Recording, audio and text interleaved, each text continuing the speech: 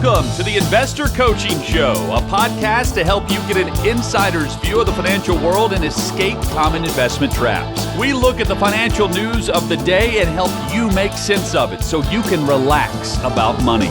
And here's your host, Paul Winkler. Okay, so Mike Johnson, the Speaker of the House, on a different topic. Did you see we're still on Social Security? Social Security. He's actually stepping out and talking about Social Security and making a little bit of waves there. New Speaker of the House is on record making bold and dramatic proposals to cut and reform Social Security and Medicare. Ideas are likely to have a key role in upcoming political battle. You can see that kind of falling on deaf ears, because what will happen, it'll get demagogued that you can't do that to Social Security. You got to let it totally fold. You can't fix it. But they're talking about, and I don't look at it as that bold, really. I just looked at the COLA, which has been attached to the labor inflation rate historically, and just making some adjustments to that. Because the labor inflation rate, if you look at Social Security, the labor inflation rate has been significantly higher than the regular CPI. You know, the price that your goods and services that you typically buy go up. But they're talking about it anyway. I just like that they're talking about it, because so many people are scared about Social Security that and I have to explain so often, this is just a trust fund. If they just continue to have taxes just be the way they are, it's a 20% decrease, and that would be significant to a lot of people, no question. That's why it's probably not going to happen. A decrease in benefits of 20% would be significant to a lot of people on Social Security.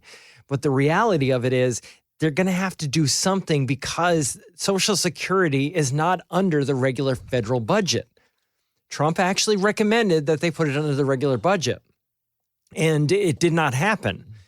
So what I mean by that is Social Security is a totally separate accounting thing. You have money that comes into that Social Security system, and then it's paid out to the recipients of Social Security. Then you have the federal budget that pays for the defense and pays for, all the things that our typical government pays for, government workers and all of the programs that we have. But Social Security has been a different animal. So what they're talking about here is scaling back the future cost of living adjustments and they're not even adjusted for everybody. That's basically what he's saying here. They're just going to mess over wealthier people. And I kind of look at it and go, wealthier people aren't even counting on it anyway. Half the time. It's just another tax that we've all gotten used to. I don't know. It's just, I have mixed emotions on this, because it is frustrating when you just say, hey, we're going to take your Social Security, wealthier people. We're not going to take it away from you. Well, they can't take it away, because they can't take it away. Into it. But what they're going to do is what he's proposing is that they reduce the COLA for just wealthier people. I don't know how big of a deal that really is, because how many wealthy people do you really have that are, that are retirement as a percentage of the total number of people that are on Social Security? You know what I mean? Well, you look at the wealthier people. What is wealthier people? 1% of the population.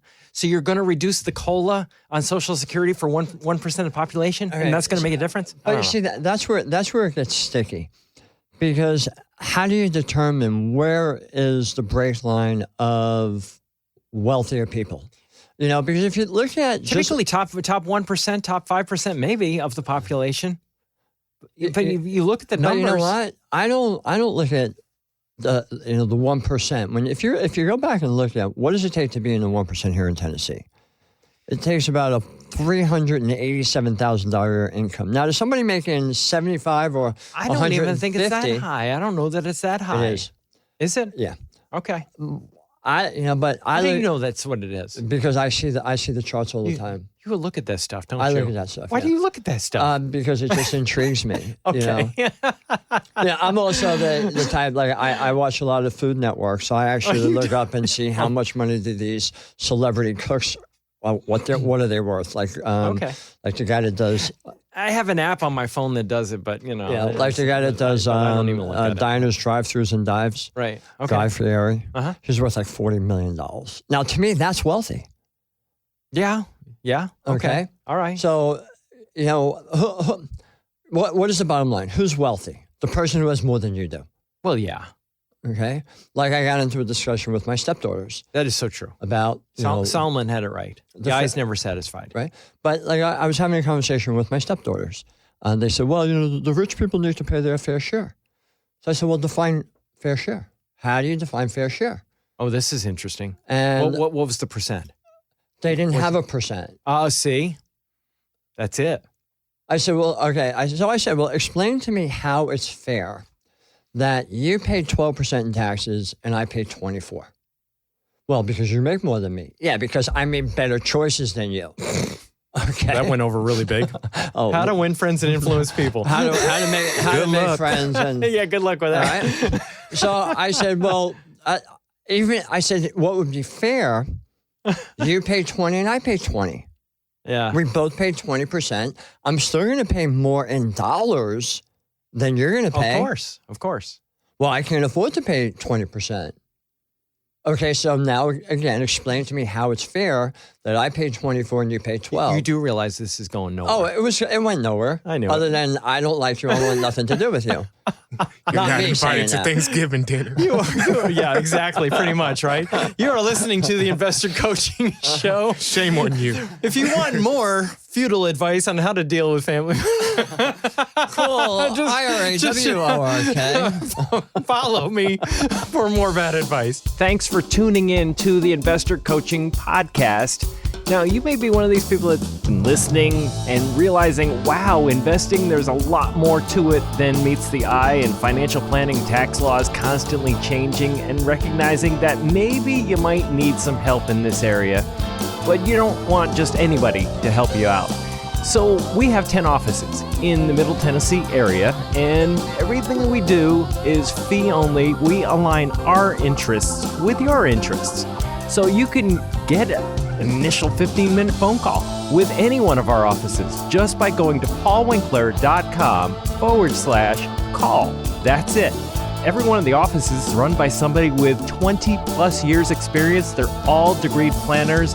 They all have academic backgrounds in investing, and you can get the help that you need. So if you want to set up a complimentary phone consultation, just go to paulwinkler.com/call. And we look forward to seeing you soon. All right, back here on the Investor Coaching Show, Paul Winkler. Talking money and investing. Oh, what are you going to say? Well, go ahead. I was going to go back to Social Security for a minute. Okay, yeah, sure. Because I think some of the changes that you'll see initially will be stuff that's not going to cost anything. Like, let's increase the age back going out to beginning in 2038, like they did when Reagan was president. So he went 65 to 67. You and I went from 65 to 67. Sure. And you know what? We didn't even know about it until it started happening. Well, it didn't phase us, though. Right. I mean, it was like, whatever. That's what I'm saying. That's just so far off, I'm not even thinking about it. Right. So I think one of the first things they'll do is they'll say, let's increase it from 67 to 70. Yeah, I think that's possible. Let's increase the early Social Security from 62 to 65. Which would make sense. Yeah, I think we're on the same page. All right. Let's increase. But only on those younger people. You know, it's only people that were 25 because that's so far off, they won't even. Right. It won't even register. No, it didn't register to me. I know. I was in the business. That's the way the government works. Right. I mean, it was the whole idea of Social Security taxation. You didn't get to 85% taxes till you're at 44,000 of income, and 44,000 back when they did that was an enormous amount of income. Mm-hmm. And now it's nothing, but not comparably. And then I think another thing they're going to do is they'll create either a donut hole. Like, what is it, 160 now? And then after they're that. Proposing. I'm not excited about that one. But I think that would be the next one because. I hope not. I think that would be. They'll either eliminate the cap altogether. I hope not. Just simply because I think that you have the impetus to pick up your toys and leave a country. Right now, if you got tax rates sitting up at 40%, 50% in some states, and then you say, oh, by the way, we're going to add another 15% to your tax burden, and now you're at 65% tax rate on, what are you going to do? I'm out of here. I'm going to do what I can to get out of the country. I'm going to do what I can to either slow down, retire. I mean, whatever. Just why bother? Why bother when you got 65% of the road? Because that's what Reagan basically came into, is that level. And when Reagan came in, he says, this economy is absolutely in shambles. It's in shambles. And that's literally what Kennedy did. He brought it down from like 90% down to low 60s. But that was an income tax. I know, but when you think about it, what is Social Security on? It's on income. Right, I get that. Yeah, then add it to your regular income tax. I get that. But I think another possible thing they'll do is they'll increase the rate 1%. Because I heard them talking about this back in the 90s when we had a guy come in from Social Security. What, increase Social Security tax from 6.2 to 7.2? Is that what you're saying? Right, and put 0.5% on the employer and 0.5% on the employee. Oh, I have, so not 6. So bring it up to 6.7. Well, so 1% total. 1% total. 1% total. Okay, all right, I'm with you. Because that's such a small little amount, but over a lot of people, it's a lot of money. Yeah, it's like incrementally turning up the heat in the pot of water, right? Right. But you're not going to notice it, so therefore it's not much of a big deal. Until you're boiled. So those are the areas that I think they'll adjust first. Hey, this is Paul Winkler. Hope you enjoyed today's edition of the Investor Coaching Show. You want to learn more about what we do, go to our website, paulwinkler.com. You can watch some of the videos there, and if you're not already a client, you can set up a free initial consultation. Until next time, I'm Paul Winkler, reminding you that I believe that more educated investors are more confident investors, and confident investors are more successful investors. Have a great one. Advisory services offered through Paul Winkler, Inc., an SEC-registered investment advisor. The opinions voiced and information provided in this material are for general informational purposes only and not intended to provide specific advice or recommendations for any individual. To determine what investments are appropriate for you, please consult with a financial advisor. Paul Winkler, Inc. does not provide tax or legal advice. Please consult your tax or legal advisor regarding your particular situation.